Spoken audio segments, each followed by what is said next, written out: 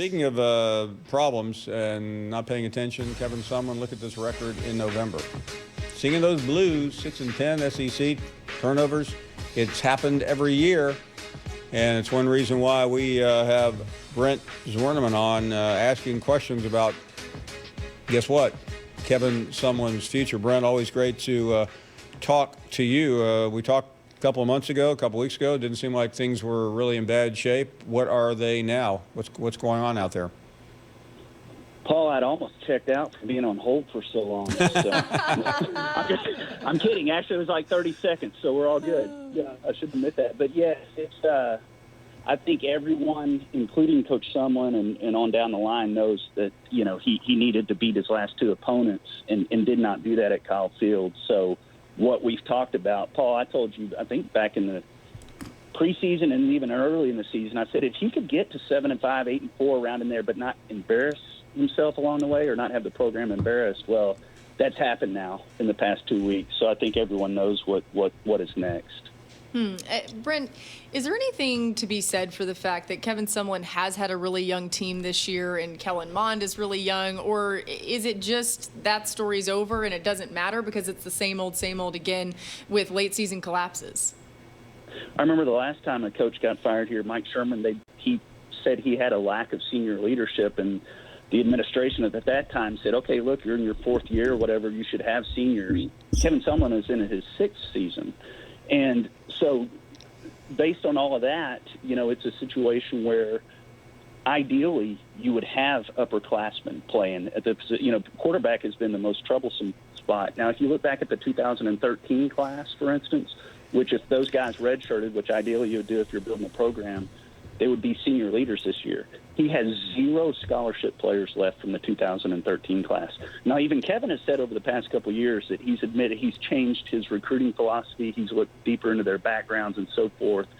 But I think what happened here is it's just a matter of too little, too late. And people like to use the quarterback as an example, the idea that I think he's only had one upperclassman, and that was Trevor Knight, who came in for one season after transferring from Oklahoma. So, yeah, it's you could say, okay, if he was given more time, he does have a young team, but then that was what he was saying a few years ago as well with a young team. Brent, assuming what you say is going to happen, and I don't think it's too difficult to come to that conclusion, how do you think it will be handled, and what is next for A&M? John Sharp is the chancellor at A&M, and he's an Aggie, and John Sharp has made it very clear. He was the guy who spearheaded the $500 million rebuild of Kyle Field. He's not getting any younger. It's clear he wants to compete for titles, for SEC titles at this point. Now, they all say that, okay, Scott Woodward, the AD, is spearheading this, but you can bet John Sharp is a part of the process. And I think what they'll do at this point, barring any kind of real embarrassment against New Mexico, which I certainly don't anticipate, A&M's last home game, then they go on the road at Ole Miss and LSU. I would suspect something would happen not long after the LSU game at this point. I would not expect it to be in season. I think they at least owe Kevin Sumlin that to let him play out the regular season at this point. What kind of names do you think we will hear? I'm going to drop one I mixed into a column a few days ago, and it's a name I heard right after the UCLA game and the week after the UCLA game, and that's Jimbo Fisher. And from talking to people, that hasn't changed. Now, I also mentioned Chad Morris from SMU because he's an Aggie. He knows all about A&M. He has deep recruiting ties to the state of Texas and so forth. But past that, I'm not going to speculate, but I will say that Jimbo Fisher has been mentioned around here. And it's worth pointing out, Brent, you already know this, but some may not understand the connection, but Scott Woodward worked with Jimbo when he was an assistant athletic director at LSU. Yes, and so they have a prior relationship. And now, okay, so if we back up to the UCLA game, that was before things had really headed south for Jimbo Fisher this year as well.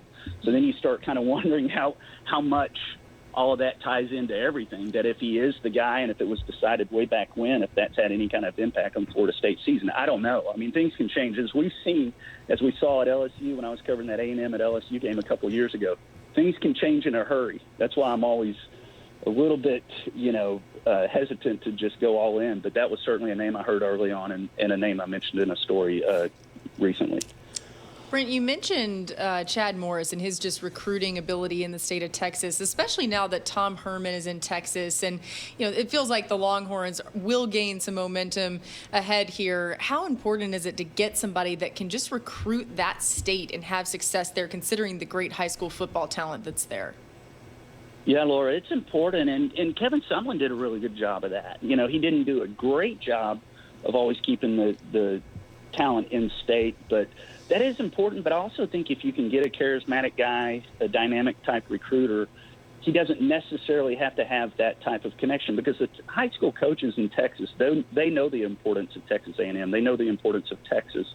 So while somebody like Chad Morris, with his ties and especially being an A&M graduate, would help on that front, I don't think that the A&M brass is considering saying, okay, it has to be a guy with deep ties to Texas at this point, because I feel like they think that they'll be able to recruit to Texas A&M based on everything that we talked about with the $500 million stadium, some of the nicest facilities in the nation, a program that should be competing in the SEC West. I think all those things add up to them saying, okay, it doesn't necessarily have to be a guy from in-state or who has ties to the state as well.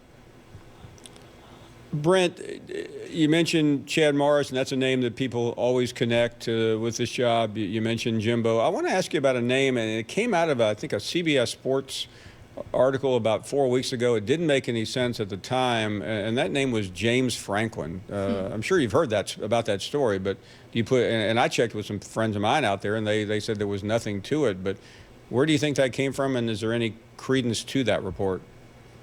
I think that was James Franklin's agent doing some work. Yeah.